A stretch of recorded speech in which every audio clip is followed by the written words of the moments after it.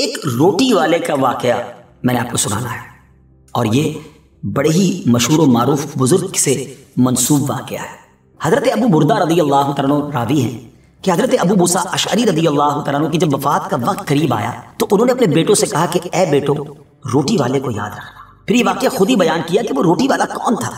आपने कहा कि एक शख्स था जिसने 70 साल अल्लाह की इबादत की, बड़ी इबादत की, मगर 70 साल बाद जब वो बाहर आया तो शैतान ने उसको बहकाया और वो एक औरत के फितने में मुब्तला हो गया। 7 दिन और 7 रातें वो उस औरत के साथ रहा, गलत काम हो गए। अब उसको फिर शर्मिंदगी हुई कि ये मैंने क्या किया, 70 साल इबादत की और ये 7 दिन और 7 रातें मैंने गुनाह में गुजार दी।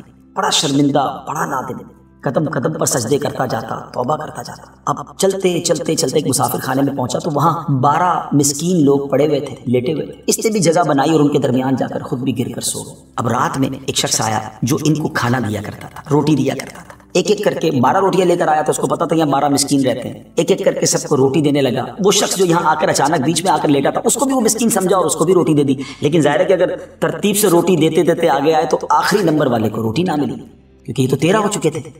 तो बांटने वाले से उस मिस्कीन ने कहा कि तुमने आज मुझे रोटी क्यों नहीं दी? उसने कहा मैंने तो सबको एक एक रोटी दी, किसी को 2 नहीं दी। कहा तुम मुझे रोटी नहीं दे रहे हो। मेरा वो नाराज हो गया कि ठीक है, फिर तुम अगर ये समझते हो कि मैं बददियानती कर रहा हूं तो मैं तुम्हें कुछ भी नहीं दूंगा। ये कहकर वो शख्स तो चला गया, मगर वो मिस्कीन बेचारा भूखा रह गया। अब वो शख्स जिसने अभी अभी तौबा की थी, पहले 70 साल की इबादत भी की हुई थी, उसको ख्याल आया कि मेरी वजह से इस मिस्कीन को रोटी नहीं मिली। भूख इसे भी बड़ी थी, मगर इसने वो रोटी उसे दे दी। शदीद भूख लगी हुई थी, रात भर भूख में तड़पता रहा और इसी भूख के आलम में सुबह उसका इंतकाल हो गया। हज़रत अबू मूसा अशअरी रज़ी अल्लाह तआला अन्हु फरमाते हैं कि जब ये शख्स अल्लाह की बारगाह में पहुंचा ना तो एक पलड़े में उसकी 70 साल की इबादत रखी गई और एक पलड़े में वो 7 दिन और 7 रात के गुनाह रखे गए। तो फरमाया कि वो गुनाह जो थे वो 70 साल की इबादत से आगे बढ़ गए, यानी अब उसके लिए गोया हुक्म हो सकता था कि वो जहन्नम में जाए, मगर उन 7 दिन के गुनाहों के सामने वो रोटी रखी गई और उस रोटी की बरकत से, क्योंकि वो इखलास के साथ ईसार की गई थी, मिस्कीन की मदद की गई थी, वो 7 दिन के बड़े बड़े गुनाह मुआफ़ कर दिए गए और वो जन्नत में चला गया। फिर आपने अपने बच्चों से कहा बेटा रोटी वाले को याद रखना। नाज़रीन, ये वाकया वाकई दिलों के तार छेड़ देता है। 2 बातें सीखनी है कि बाज़ औक़ात कुछ लोग कहते हैं यार मैं नहीं बहक सकता, मैं तो बड़े अच्छे माहौल में हूँ।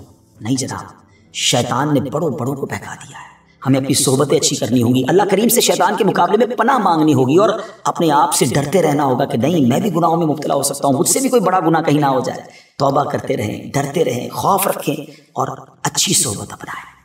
और दूसरी बात, सदका जो है ना वो गुनाहों को मिटा देता है। सदका अल्लाह की बारगाह में बड़ा पसंदीदा है। गरीबों की मदद करना ये अल्लाह को बड़ा पसंद है। हमें भी चाहिए कि वक्तन फ़वक्तन अपने गरीब पड़ोसियों, गरीब रिश्तेदारों, गरीब मुसलमानों की मदद करते रहे। और दावत इस्लामी का शोबा FGRF सुभान अल्लाह दुखियारे मुसलमानों की शानदार अंदाज में मदद करता है। सैलाब ज़दगान की मदद कितने बड़े पैमाने पर की गई और ये सारा साल ही अब कुछ ना कुछ सिलसिला रहता है। तो आप भी FGRF का साथ दीजिए, दुखियारे मुसलमानों की मदद कीजिए। अल्लाह आपके रिज़्क़ हलाल में बरकत अता फरमाए और हम सब के गुनाहों को माफ़ फरमाए।